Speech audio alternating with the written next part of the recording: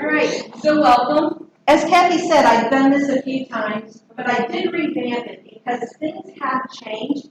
YouTube has become a huge player in not only the educational market, but the social history market for us, okay? So we're going to go through and do a little demo at the end, okay? I have passed out the handouts. You know, those URLs are really long. Everything was verified as of September 1st, with the exception of the Family Tree University. We all know what's kind of happening with Family Tree right now. I did leave it on there because I didn't want to lose it, and I want people to be able to go back and check it periodically to see after things are settling down after their bankruptcy and their subsequent purchase.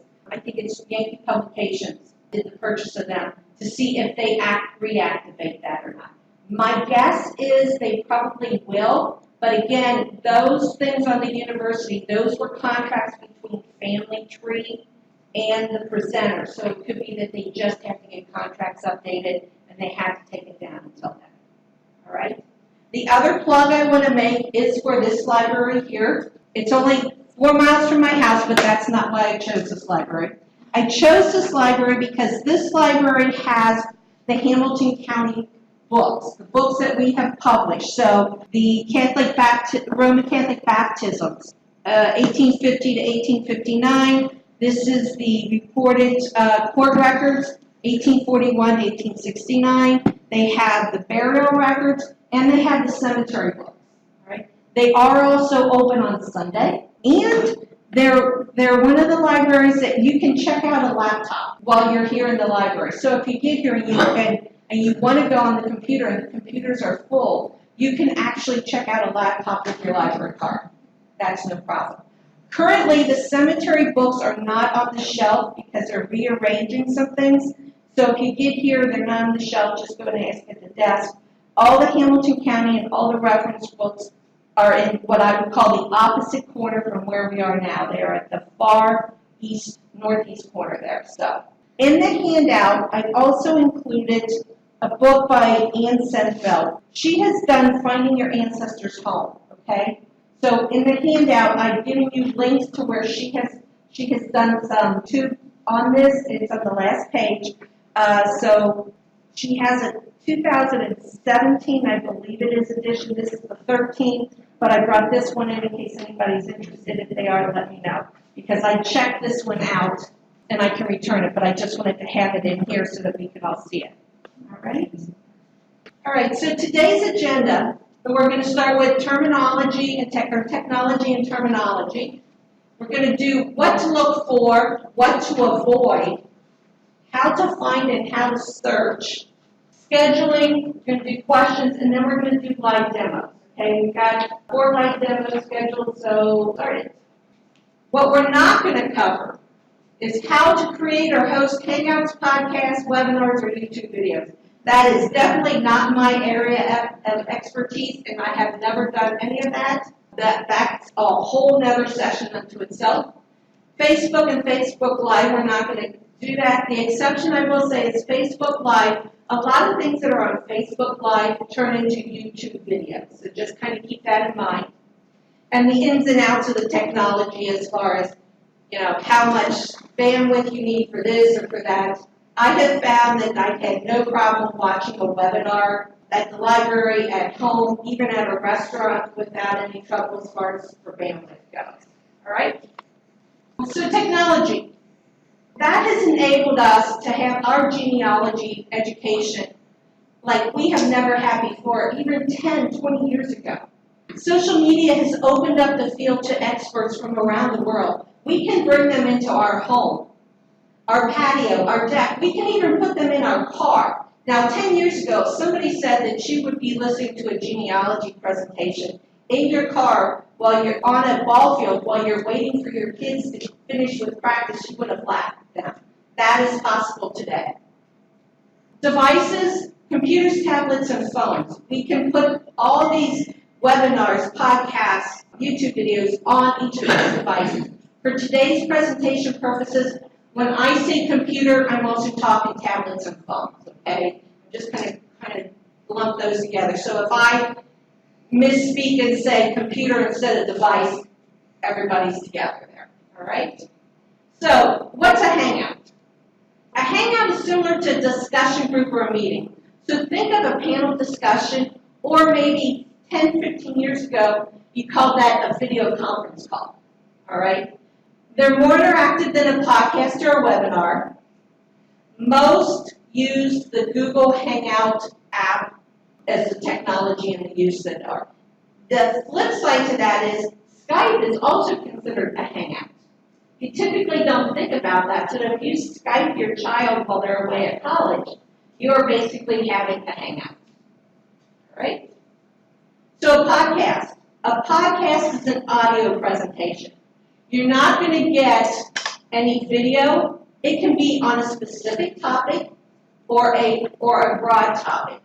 So a podcast can be, let's say Jenny Mormon hosts a podcast on genealogy, or she could say her podcast is just on technology within genealogy.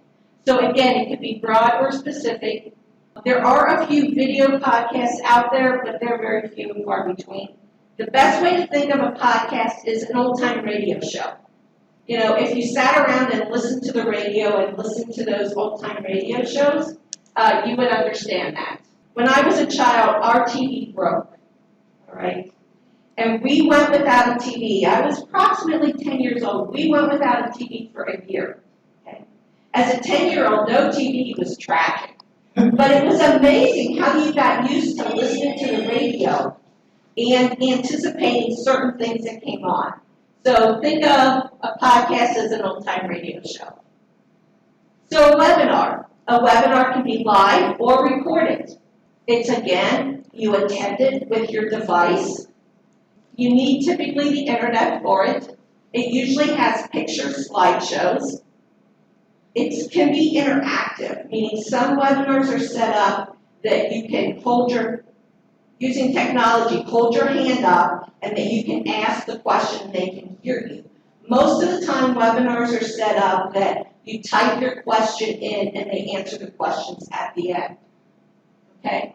So the best way to kind of think about a webinar is a seminar over the internet. And this is, I'm going to say a webinar is probably the bulk of what I would call large education for genealogy. Webinars typically go 40 plus minutes, at least 40 minutes, all right? Then we're going to talk about YouTube. YouTube is a video sharing platform. It's also a search engine. It's the #2 search engine next to Google. Google purchased them in November of '06. You can watch them live or recorded again on your device. You don't have to register and become a YouTuber to watch them, but you do have to become a YouTuber to create and upload, so just keep that in mind. Again, the topics and subjects are unlimited, and not all YouTube videos are the same. You know, they're not all equal, and just because it's on the internet doesn't make it true. All right? So a little terminology. The organizer is also known as the host. Typically, you're talking about societies or maybe government agencies. NARA does a lot of videos. Library of Congress has YouTube. So think about that. The presenter is the virtual speaker. The panelist would be, on a Hangout, would be the discussion group who answer questions. Think of it that way. The attendees would be the people in the audience. So if this recording is going correctly and it gets put up on the Hamilton County Genealogical Society's website, you all here would be the attendees. So again, you're on a device. It could be your computer, your phone, or your tablet. A YouTuber. A YouTuber is a word that 10 years, 15 years ago, somebody said to you, what's a YouTuber? You would have been like, you might have thought they had a very strange accent and they were talking about perhaps people floating down the river on an inner tube, you know? Now a YouTuber is a person who creates content for YouTube. Okay, a YouTube channel is their personal homepage. So think of a YouTube channel as the channel on your TV. So, channel 5 locally, channel 9 locally. So, but a YouTube channel has a name and not a number, all right? And a YouTube subscriber. A YouTube subscriber can be anybody. And once we start talking about the YouTube itself and do the live demo, you'll see this. A YouTube is a subscriber, somebody who says, I want to follow that person. Years ago, or a few years ago, when vlogs started out, you could follow those people. It's the same thing. The one thing I will caution people on, watch some of the videos and watch some things before you subscribe. Because if you subscribe and you're notified each time they upload something, your email can get really overloaded as far as all these notifications coming in. There are ways around that using various sort of software like a Feedly app and those sort of things. We're not going to go in that today, but just kind of keep that in mind. Watch how many you're subscribing to, all right? So what to look for? It depends what you want. I mean, education and teaching, I would say webinars and YouTubes are very good, and look for how-tos. Historical content or videos of things that are happening now.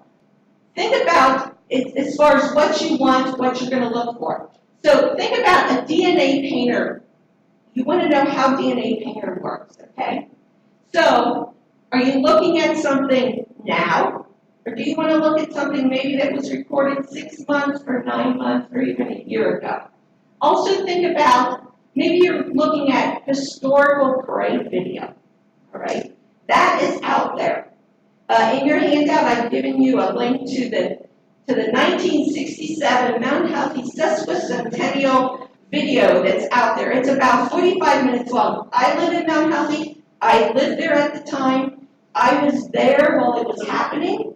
But what's interesting is this film is somebody's home video, and it's the parade. It's people walking on the sidewalks. It's the characters dressed up.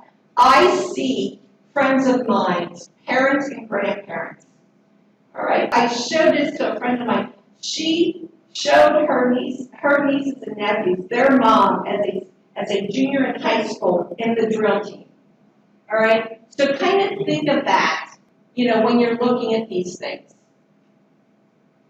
So when you're looking at it for education and how-to, you want to look at reliable sources. So typically you're talking genealogical societies, government agencies, people that are known in the field, meaning like, say, a Blaine Bettinger talking on DNA. You would definitely not want to hear a Nancy Chouteau talking on DNA. And then when it was recorded and the presentation date, all right? You also want to check out the costs and fees, okay? I look for all the freebies, Some people call me cheap, I call me frugal. I want to get the most genealogical education for my buck. Also look at what the method of payment is, if it's something that charges. See if it's a secure website that you have to pay. See how that payment is processed. It could be that it's put on by a society, such as the Wisconsin Genealogical Society. You may find out that it's cheaper to join the society. If there's a few you want to watch, if it's something they charge for, and you can get a discount.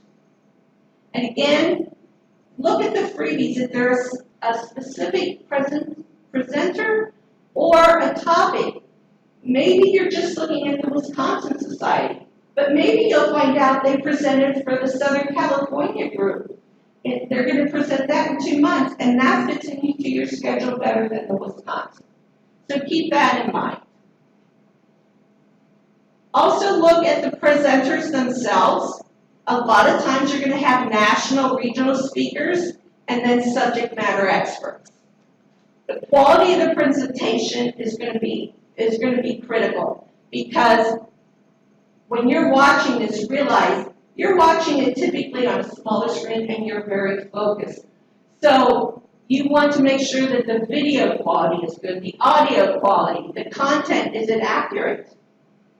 So that's things to keep in mind. And then again, we talked a little about timeliness. Is it current or dated material? things that are of interest to you. There are things out there on DNA, on German, genealogy software, preservation and photographs. How do you preserve a tintype? You can find a YouTube or you can find a webinar on that. So those are really important. And then do subject matter as well. Fundamentals, Genealogy 101, social and regional history. Maybe you're researching in West Virginia and you don't know what is available in West Virginia, but go out, find out if there's been a YouTube or a webinar done on researching in West Virginia. Towns, counties, and cemeteries. This isn't a unique one for me because I found a drone video on YouTube of the town that my great-grandfather was in the 1900 census. I actually saw the church he would have went to. The church was built in 1890, and it's still standing today. The cemetery. I have a great-grandfather who's buried in the Congressional Cemetery in Washington, D.C. There are a lot of videos on YouTube out there about the Congressional Cemetery. And who knows, when you're watching these, you may find their tombstone in the background from where somebody's talking. Okay? Yeah? Can you capture any of those still shots or anything? Okay. I would caution you if you ever want to capture any of that because, again, a lot of this is copyright material that person put out there on the web. Okay? If you're talking... There are some videos out there I've listed, you have to watch your copyright dates on those, okay? But yes, I would say that. Okay? But there's nothing to say you can't put that link. If you have genealogy software that you can add media to, you can certainly add that link as a media option in your software. Okay, so what to avoid? Presenters with no credentials or non-experts in their field, meaning you go out there and you Google Nancy Chouteau, you can't find her anywhere, and you're going to be like, well, I'm not going to waste my half hour of my valuable time listening to her, especially if she's talking on DNA. Think about presenters who are kind of scattered and they jump from topic to topic. It's the same way would you want to attend a seminar or a presentation somebody's doing if they're jumping all around. So keep that in mind.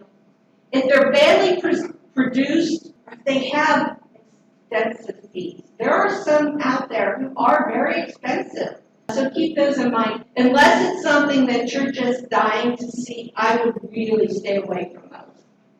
So what to look for on YouTube videos? The quality, the filming. YouTube videos are typically done by anybody. Deb could do a YouTube video today. So keep in mind, is the video shaky? Is it out of focus? Is the audio, can you hear the person or not? A lot of times filming in cemeteries or maybe overlooking a river, the audio is poor quality just because you're out in the wind. So keep that in mind. Accuracy. The term fake news was coined a few years ago.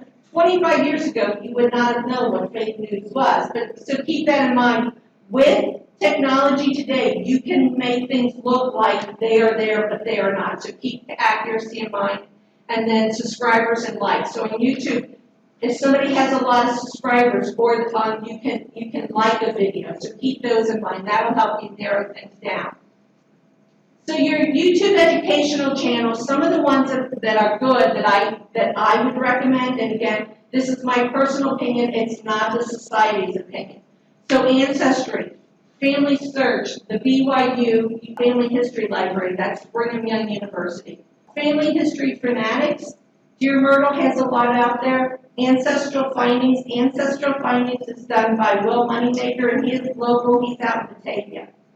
He's put a lot of things out there. Roots Tech, you can go out and watch Roots Tech videos for the last 3 or 4 years, and those are national presenters. And then the National Archives has started, I would say in the last 4 years, they have now gone to doing virtual genealogy fair. They used to put on a fair in Washington, D.C. every October for Genealogy and Family History Month. For them to do that, just running the tent was in excess of $10,000, okay? So what they have gone now is doing a virtual genealogy fair that you can log on from your home, from your car, from your ball field and watch. And then they can get a topic, maybe the expert is in Washington, D.C. The next hour, the person's in St. Louis. The next hour, maybe they're in Chicago. They're filming or being broadcast from Chicago. So kind of keep those things in mind. For history channels, there's the History Room is good. Library of Congress is always good. For local ones, History in Your Own Backyard, Santori, I think I pronounced that right, Glassmeyer. He does in History in Your Own Backyard. And it is anything that you've ever thought of locally, that there's a church you're wondering about, he's probably filmed it. All right? The Cincinnati Library Veterans History Project, they have in excess of 150, 200 veterans who have told their story, and it's out there on the library's YouTube page. And then the Kent County Library has done tours of northern Kentucky, things along the river, those sort of things. So keep those in mind for local. So when you're searching for YouTube videos, things you want to, keywords are like then and now. So you might put in Cincinnati, then and now. You might put in Racing, Kentucky, then and now. Also put in the town, so Mount Healthy. History, maybe your ancestor's name, an event or a school, all right? Or a park or a church. So let's say you could put in Spring Grove Cemetery, Cincinnati, Ohio, and you'd be surprised at the YouTube videos that are going to pop up for that, all right? So keep that in mind. Also, names of bridges, or roads, or ferries, or lakes, or rivers. The Anderson Ferry, which is one of the few ferries left along the Ohio. There are YouTube videos out there about that. Names of businesses, or buildings, or landmarks. So the Roebling Bridge, the 580 building, those sort of things. State and federal censuses, vital church military draft records, passenger list and nationalization records, Sanborn maps and city directories. All right? So things you want to look for on YouTube when you're doing your search, you can do a search, your channel name, when it was posted, and a runtime. So I want to kind of go through these so you can kind of see. So up at the top here, I know it's kind of hard to see. I put in my search subject is Roots Magic Genealogy Software. All right, so that's my search. The channel name is Roots Magic TV. When it was posted, it's right up here, very hard to see, and the runtime then tells you it's an hour and some odd minutes. Let me see. So you can kind of see those. Again, once you're on YouTube and you're searching, and I think we'll see this when we go to the demo, you'll be able to tell more. But those are kind of things you'll see and you look for. Okay? The GoToMeeting platform, I wanted to share this because I've shared how to do GoToMeetings, and a few people were a little confused once they were watching. If you want to ask a question, you're going to ask your question down here. This is where this little side box will pop up while you're watching. So you ask your questions down at the bottom. Typically here is where you're going to get your handout, if it allows for a handout. And up here at the top where it says File, if you click File, there'll be a drop down, and you can actually print and save all the questions and answers that have been asked. All right, so that's very beneficial in a lot of cases. One of the things I always talk about is scheduling and tracking. Schedule your learning. You can keep that electronically or on paper. And why do you want to do that? You don't want to miss presentations. Everybody's life is busy, and sometimes you can schedule around those things. The NARA Genealogical Fair, that is something I will schedule my life around, so to speak. It's one day, and if I have the choice of doing something on that day or another day, I'll do it the other day. You can track your favorite presenters. You can record your education if you're looking for CEU units. Another thing is you don't want to watch it again. Maybe you do, but maybe you don't. And maybe sometimes, you can get 10, 15 minutes into it and you're like, oh, I think I've seen this before. Also, you can give a recommendation to a fellow genealogist. Maybe it's something, the 1937 flood, your friend had relatives who are along the river. You can say, hey, have you ever seen and you can recommend that. It also is good practice for creating those genealogical research logs. If you get used to tracking your education, sometimes, that kind of spills over into your research as well. And it can help you choose classes at conferences. You know who you've seen before, and you're like, oh, I like them, I'll go and listen to them talk about anything. I will listen to them go and talk and read a weather report. Other people, you're like, oh, I've heard that presentation before, or I know it's out there somewhere. I can listen to that, so I'll go to the presenter B because I really am up in the air on those two topics. All right? I track mine on Excel, and that's simply because I am very comfortable on Excel. I know a lot of people are not, but I am.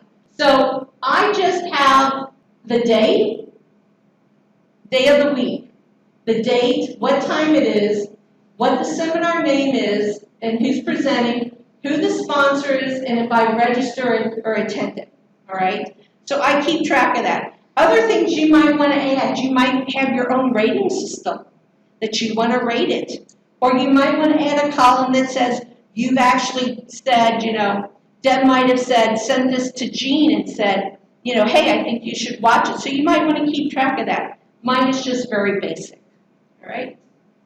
You can keep it in Word, but again, it's whatever you're comfortable with. Pen and paper works just as well. One of the things is pay it forward.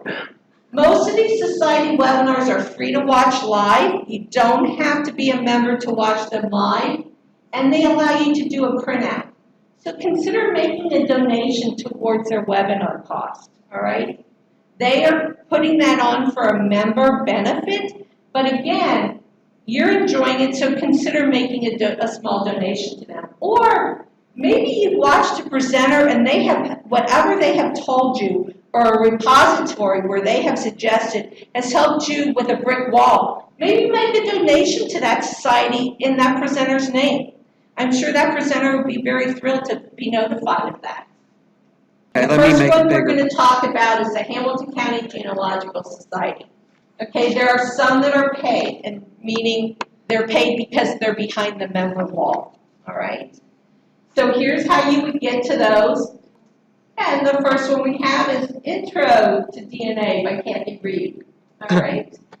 It was presented October of 2016. So again, those are kind of how you're going to look for something. It'll bring up the webinar, and you can tell it's 51 minutes and 21 seconds.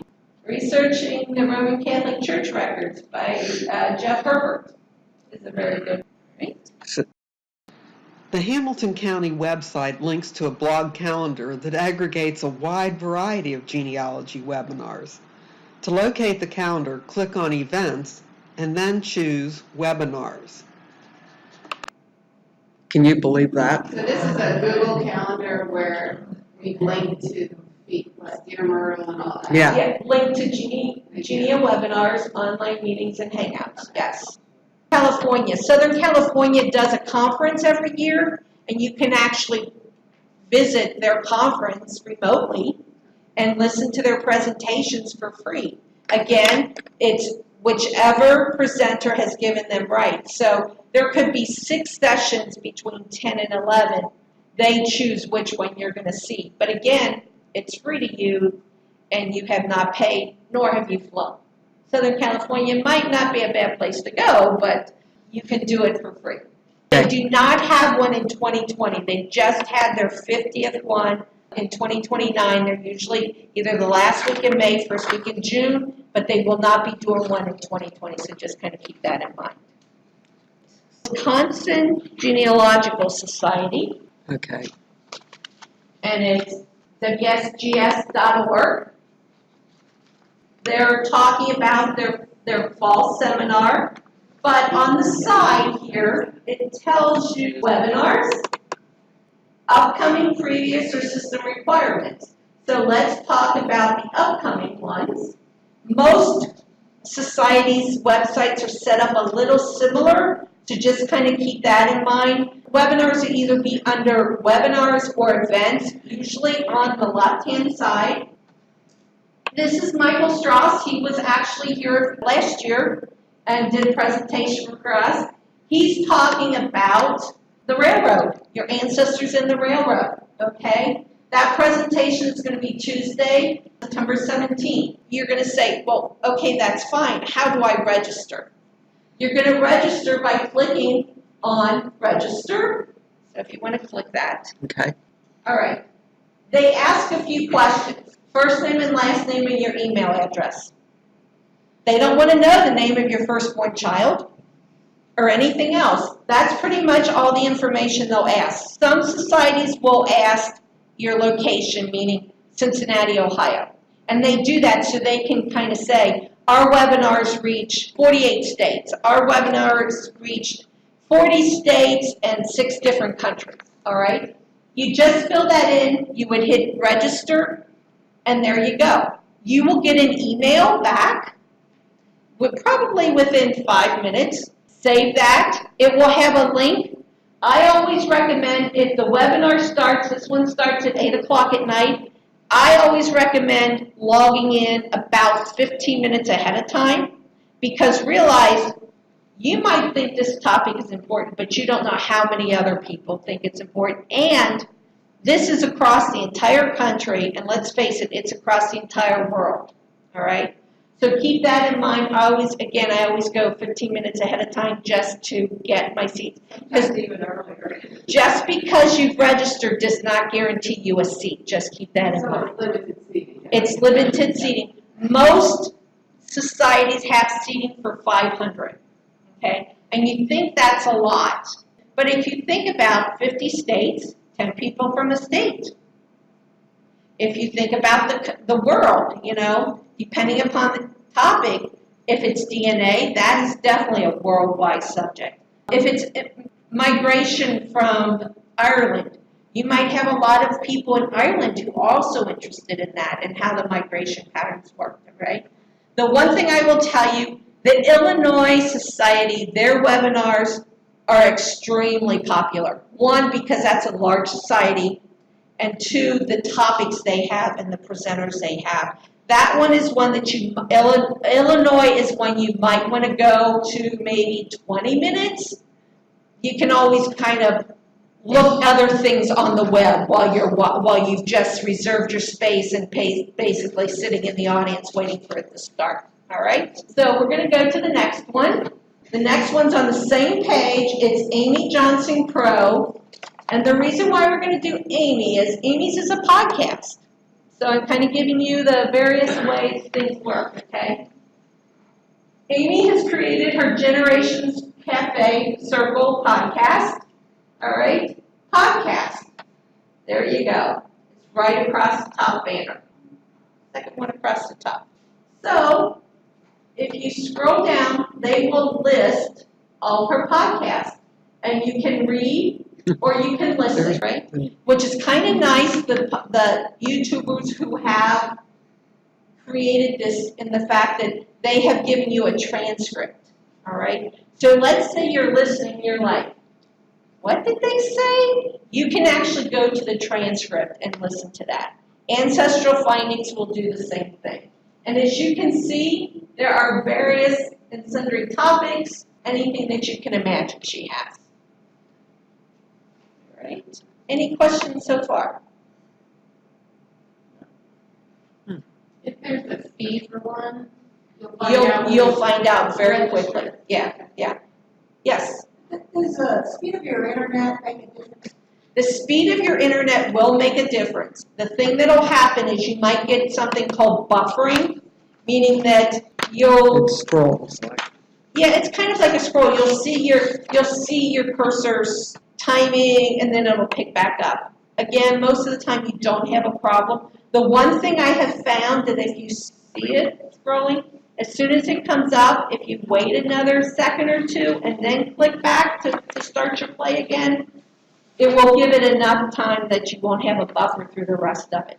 It also depends on how long they are. So some of these webinars and YouTube things out there could be 2 hours, and there are a couple out there who are 4 hours plus. Now, I don't know about anybody else, but if I sat for 4 hours straight, I'd be done for the day. But again, you can stop it at any point in time because you have control. Okay, but if you're doing a 4-hour and you're doing the entire thing, yes, you're going to have a little buffering issues, I would think. This next one here is a local. This is history in your own backyard in the last page. Okay, so he has done anything and everything, I think, around this area. He has a little map, and it will show you where all he's done. He's gone up into New York. He's done Des Moines, Iowa, several in Kentucky, a lot of Indiana. Across the top, you have home, about, videos, or contact. He's always looking for if you want a specific building, maybe, or lost bridges, or those sort of things. If there's something you want him to do, hit contact and give him a suggestion. He's always looking for those, all right? So if you go on the videos, he has broken this down for you. If you can scroll down just a little. Down to Indiana, Iowa, Kentucky, New York, Ohio, Pennsylvania. So let's click on Ohio. So he's done part of this for you. He's broken it down by state for you already. And then he has broken it down but further by county, all right? So because we're in Hamilton, let's go to Hamilton County, and he has done 94 of these, all right? And then, look at that, he's even broken it down further for you. So somebody pick one, I don't care which one, I think they're all decent. Okay, Springfield Township, all right, scroll down. The Jedediah Hill Covered Bridge, the Jedediah Hill Mill Site, the Monastery of St. Clair, and Witten Woods Park. All right? So he gives you a background of this, Witten Woods Park. All right? So if you click and you watch the start of it, this was in 1939. It's the park again. What did I...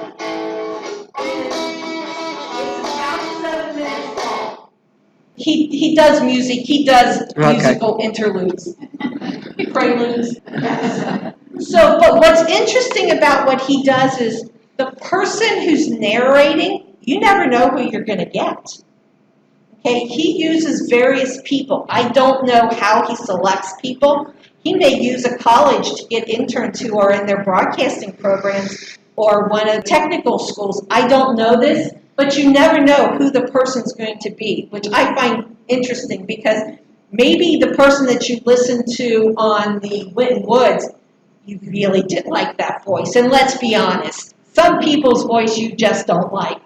So you know that maybe the next one is not going to be the same person, which I think is very good. So you never know who you're going to get. I've seen people on there who are doing the narration as far as they could be 20 years old, and I've seen up into there's probably people who appear to be up into their 80s. So it's very interesting. They interview people or they just give you the background of the situation or whatever the place is. He's done a lot of buildings. He's done a lot of lost bridges. The Jedediah Hill Covered Bridge is one, I think, if I'm not mistaken, it's the only covered bridge left in Hamilton County. Right down the road here, having grown up in this area, that was always a big thing. When they built a subdivision on the other side of that bridge, it was a huge thing from the fire department standpoint. They had to put an access road in from another subdivision because the bridge would not hold the weight of an ambulance or the fire truck. So those are just personal things that I know because of living here at the time. But so yes, that is our 4 demos. All right. Can I show them our YouTube channel for the society? Yes, you can. So Kathy's going to show us the Hamilton County Society's YouTube channel. If you notice on the left-hand side, the Lazarus Project, that one went up, it says, a week ago, and 31 people have watched it from there. Then Researching Roman Catholic Church Records went up a month ago, that one, and it's had 22 views there. Another one 3 months ago, Secrets Revealed by DNA, 42 views. This one here, DNA Painter. Yeah, because that's a hot topic. Views. That was put up 6 months ago. And 391 for the mitochondrial. It seems like people like the really narrow subjects, which is understandable. So they'll be searching on something in YouTube, and looking for a very narrow topic. And again, And up they've it done their comes. own research as well and said that's a society. The society would not have somebody come and present if they didn't know what they were talking about. And of course, I subscribe to Blaine Bettinger, the DNA guru.